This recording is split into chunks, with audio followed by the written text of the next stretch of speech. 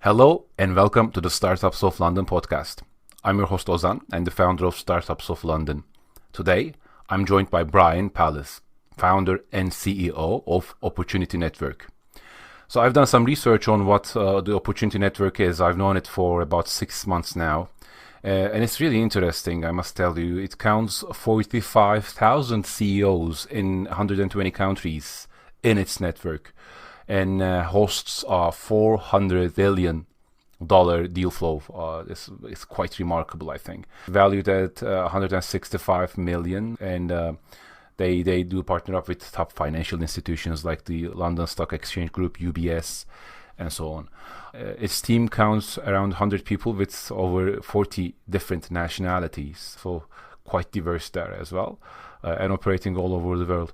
So it's good to have you on this chat, Brian. Thank you for coming. Ozan, thank you very much for having me. It's a pleasure. So what builds popularity for a platform business like yours? Very basic. A platform has to work.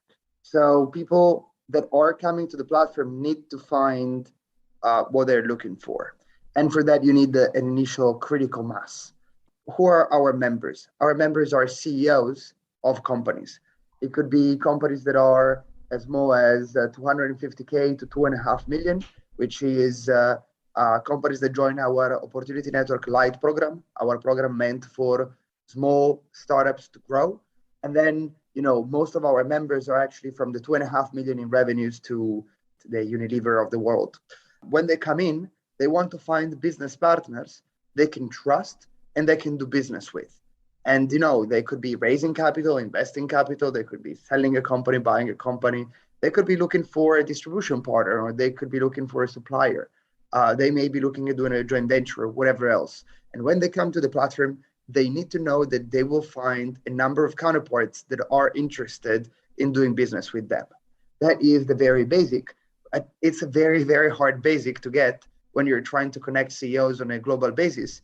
Because just think of how many industries there are, how many countries there are, and how many type of deals people may want to do. And also the ticket size needs to match. So you need to have a huge volume of CEOs for you to be able to do that matching. So over time, we were able to get there. And now we have the critical mass that it takes for members to come and find what they look for. And on top of that, what they really need is a platform that's not clunky and a good user experience. They need to feel a sense of belonging to the organization. They need to know the organization is doing something good, and not just for them, but it's really empowering CEOs to succeed and making sure that if any CEO is in times of trouble, they will not be left alone, and they will be helped by us and by the community, especially by the community, and be able to thrive nonetheless. So it's when something works is when you have a good experience with it, but also when you're able to align with the values that stand behind an organization, that you see a platform like ours really grow as we're seeing it. As someone who have worked with a few startups, I know you have a consultancy background as well. I would say this is a very competitive niche. I had a lot of startup founders who came to me with a very similar idea, perhaps the exact same idea. So, and I'm sure you have noticed this as well. So it's a very competitive space because the idea is very simple, and obviously there is demand for it because LinkedIn as a platform, I think, has done its part in the evolution of how we are connect with each other. But it's really interesting because LinkedIn predates even the Facebooks of the world. It's quite an old company, and I think it's remarkable that they've stayed and remained here, and they've even grown. But it's really interesting because their growth was one of the more mild ones, I should say. The reason I think this is relative to the conversation we have is I think we're coming to a time, and people are feeling where LinkedIn is just not enough anymore. So yes, people say, I wish there was a platform like this, and I can see the usefulness of it, but I haven't seen any companies that have actually cracked this. So what was, and you seem to have at least cracked the door, at least have a foot in the door. So what is your competitive advantage? And sometimes in the startup world, it's called the unfair advantage that you have. What do you think that is? Yeah, sure. So, starting to answer from the LinkedIn standpoint, LinkedIn is not meant to be a business matching platform. LinkedIn is meant to be a recruiting platform, and it is an incredibly effective one at that. People also sometimes connect over business opportunities, and what really happens at that point is someone is spamming someone else inbox. Out of 1,000 spam messages, maybe they will get one answer and they'll call themselves lucky. That is not an efficient way to connect people because you need both sides to be interested to start a conversation rather than one person talking to 1,000 and spamming them. It's not. And So if I might jump in there for a second, sorry to interrupt you, but I think LinkedIn is doing its member base and itself a big disservice by, and I know by allowing these bots which spam thousands of messages to their users. I don't know why. Like it makes absolutely zero sense to me that they do allow this. Perhaps you have more insight to it. I don't know, but because of that reason and other reasons, it has turned into this unproductive place, I would say.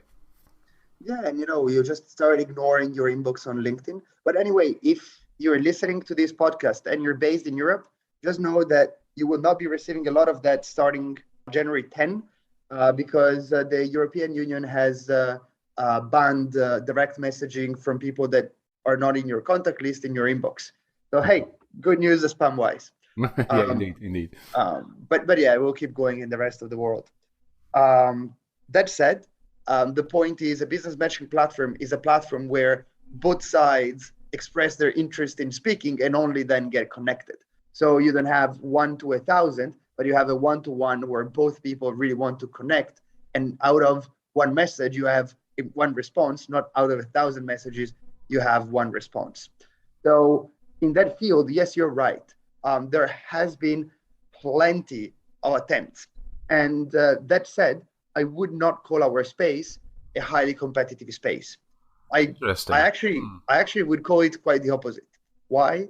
Because what we are competing against is not other companies. We never go out and speak with CEOs and we hear, oh, we're going to use your platform because it's better than this other one, or we're using your platform because we tried the other one and we feel yours works better, or we're leaving your platform to go to this other platform, Mm-hmm. because no platform makes it out of the infancy stage. So the Interesting. point is, Yeah, it I get is it. it's the environment that is so hostile to the kind of creation of a platform like this that we really are alone in this segment. So I yes, countless I agree people with thought that. of it. I agree with that. Perhaps that's a good correction. It's not a competitive market because there aren't many startups that are trying to do the same. But perhaps it's a very steep hill for a company like yours to climb because of all the resistances. Perhaps that's a better way of putting it.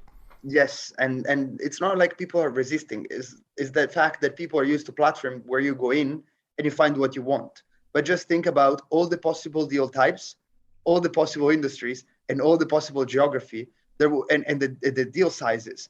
You know, there is someone that will come in and say, I want to distribute my shoes to Japan.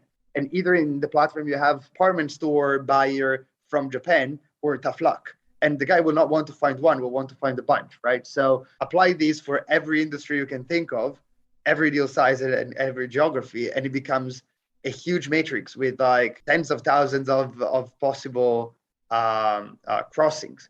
So you need massive scale even to see it work at a very basic level. And there is a very bad trade-off that goes on in a platform like this, because once you try to build the scale, then your quality goes down. And if you Mm. don't try to build scale, you're not going to have what people want.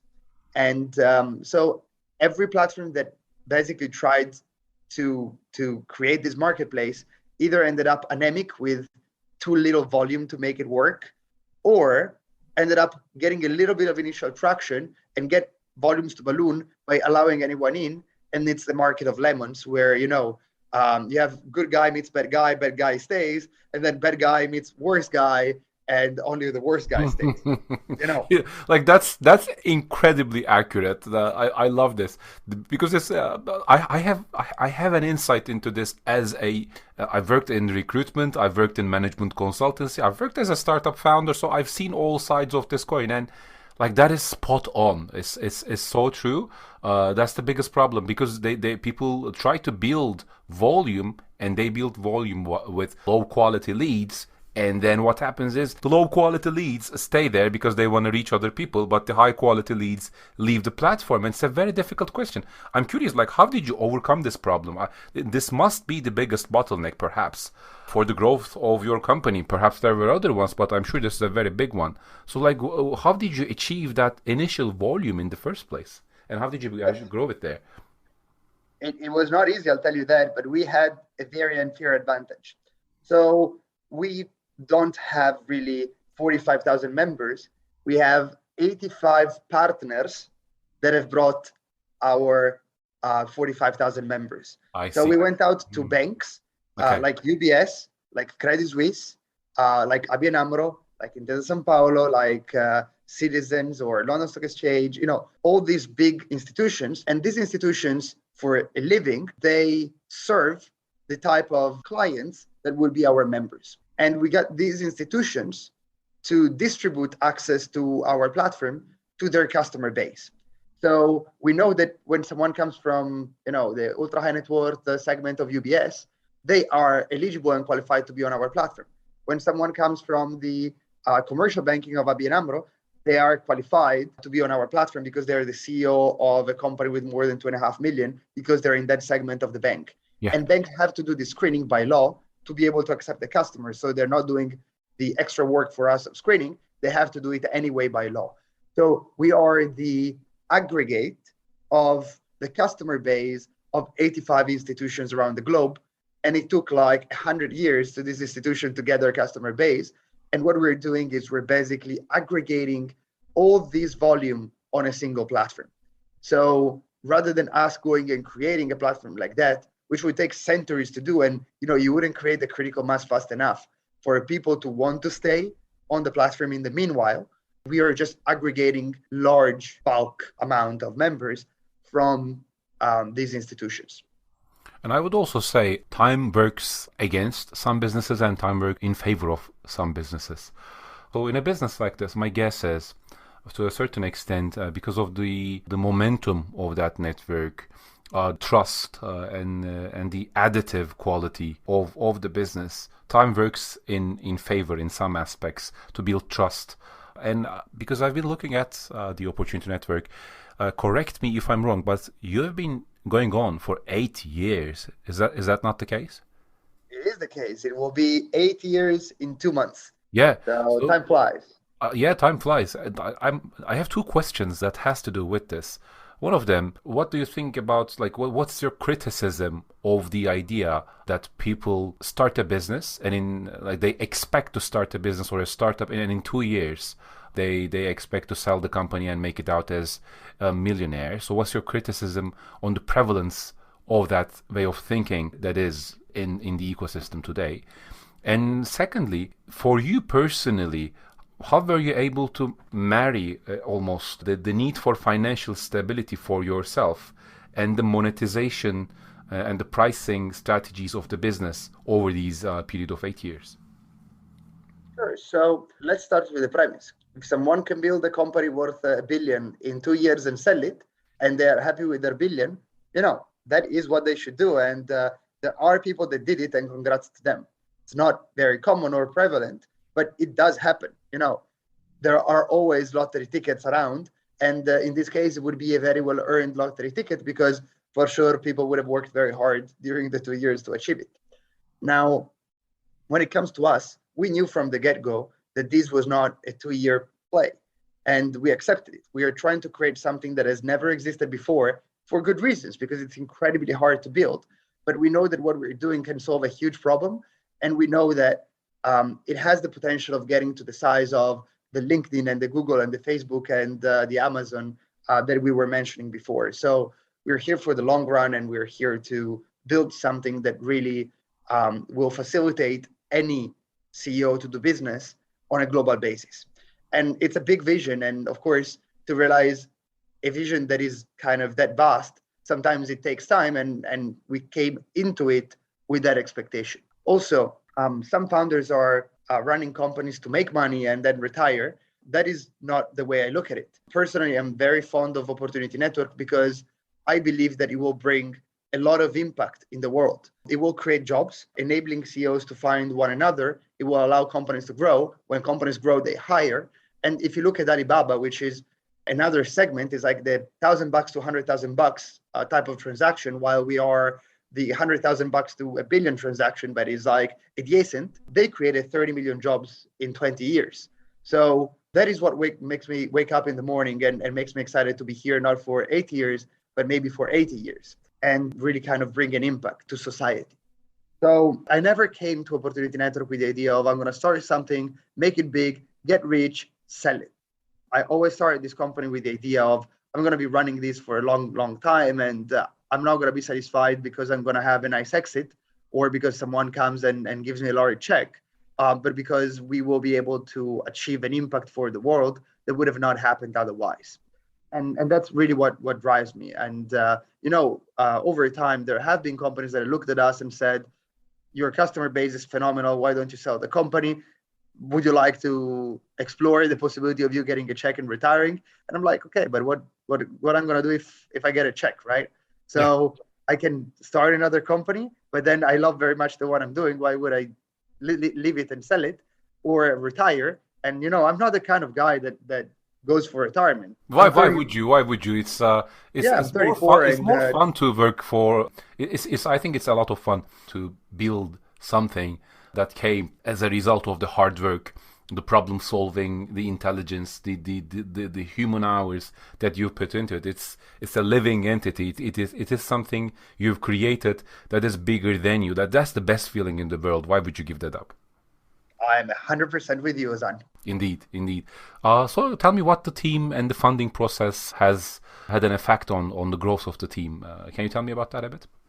Sure. So we started in 2014, and it was like me, BCG's laptop. I used to work at BCG, and they left me the laptop for my MBA. I was taking my MBA at Columbia. Yeah. I didn't even own a laptop when I started a tech company. It was BCG's one, and a couch. I was at home working on these while taking my MBA classes and working an internship in private equity. And, started building these step by step. And at a certain point, I realized, okay, we need to go and raise some capital and grow a bit. And so I went to all my former bosses at BCG, and I told them, I'm supposed to go back to BCG after the MBA. BCG sponsored me, and I have no idea how I'm going to make money of this. But listen, you know how I work. You know that I don't give up, and if you want, I'm raising some money. And all my former bosses put their hard-earned post-tax money in the company. 700K total, and Opportunity Network has started. And we started hiring people. Few people left their job to join this kind of wobbly and shaky startup in 2014. So just to stop you there for a second, when did you receive this 700K? Was it like how much July time had 14th. passed since you started the company at that stage? 4 months. 4 months. We Just 4 started in months. March, and we got the money in July 2014. It was 700K at the 4 million valuation at the time. So basically, you had did you have any tech that you've built? Did you have a website? Did you have any traffic back then, or is it just an idea and your word that got you the We didn't have a website. We didn't have a coder. We didn't have any programmer. There was just me, and I can't code for my life. We were doing it manually. We were basically having an email list, and we were sending out an email with like just a compilation of opportunities copy pasted in the email. It was very rudimentary. I think there is a big lesson here for a lot of people. That's why I just like to underline this specific situation. Sometimes, especially new uni graduates, they think about, should I just go on and start at a startup? Should I go into a corporate job? Should I go into consulting and so on? And like in your case, and I've experienced this myself and seen it in other people as well. Sometimes the network you have, and it's like a network is not just knowing people. That's something people get wrong a lot of the time. It is people trusting you. It's knowing people that trust you and know you and that have a belief in your work ethic and so on. So I think you had the asset. You first build that asset. Build the trust of the people around you with your work ethic, your reliability, your trustworthiness. That's That's an incredible, I think, unfair advantage to start a business. Would you agree with that? Oh yeah, absolutely. And there is one thing that I really believe in, which is if you throw money at a problem, you are going to scale a problem. If you're going to throw money at a solution, you're going to scale a solution. Hmm. So my strong recommendation is first have a solution, then raise money. That's a good tip. That's a good tip. So, is there anything you'd like to add on that point, or should we? Yeah. Like we raised this initial capital in 2014. We started Mhm. adding a few people to the team, and we burned through half of the capital without having made a single dime. And I had a bunch of people that left their job to join me. Started waking up by night and it's like, what am I doing? Am I dragging down all these people? Uh, all my The former bosses imposter gave me their syndrome of all founders. It's yeah. It's there like always. all my former bosses gave me that money. I'm gonna burn this money, go back to them and work for them again, and they're gonna murder me, right? So it's It's so stressful. I get it. it was pretty tough, and I felt a little bit the weight of the world on my shoulder, and I kept waking up at night, and at a certain point, my wife was like, "Listen, all these people willingly chose to give you money, willingly chose to work with you, and you by putting yourself like the entire weight of the world on your shoulder, you're doing a disservice to yourself, you're doing a disservice to them, and you're lowering everyone's probability of making it. Stop treating people like if they were children that you have to protect. Just do your best, and that's gonna be fine." And It's I a took that I took it's a that great advice explanation. at heart, and that was like the 4 a.m. advice of someone that really, really, really wanted to sleep, and that stayed with me 7, 8 years later, and emotionally I started living things much better, and the company started growing. We found our revenue streams. We really kind of built up the team from there, and just in September 2015, our valuation was already 100 million. So it was a fast jump, and then we kept growing from there. So Some great words of advice and a timely intervention it was from your wife, and I think there's a lot to be grateful there as well. So I'm quite lucky in that regard.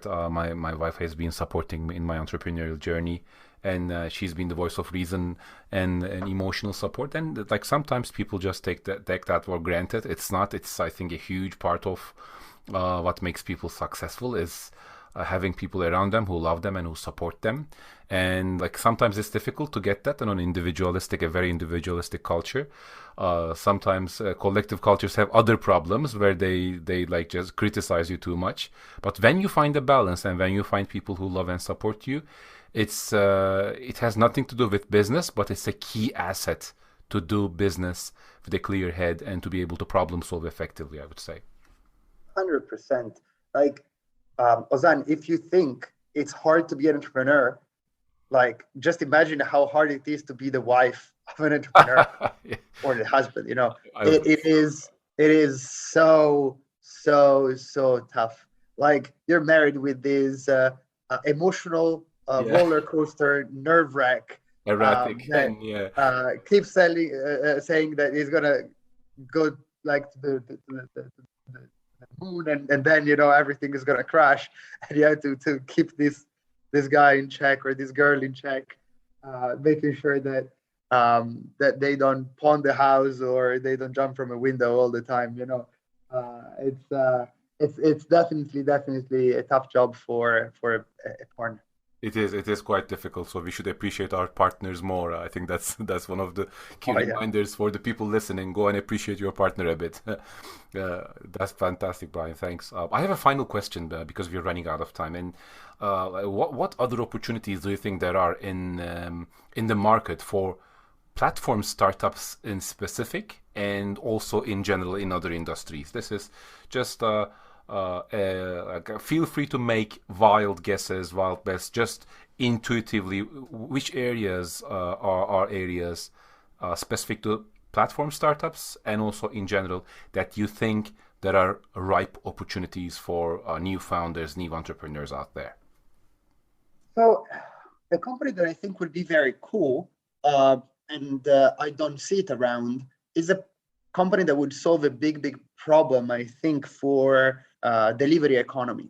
So there is a bunch of delivery company and also a bunch of companies that use unqualified labor force that is basically just downloading an app and performing task.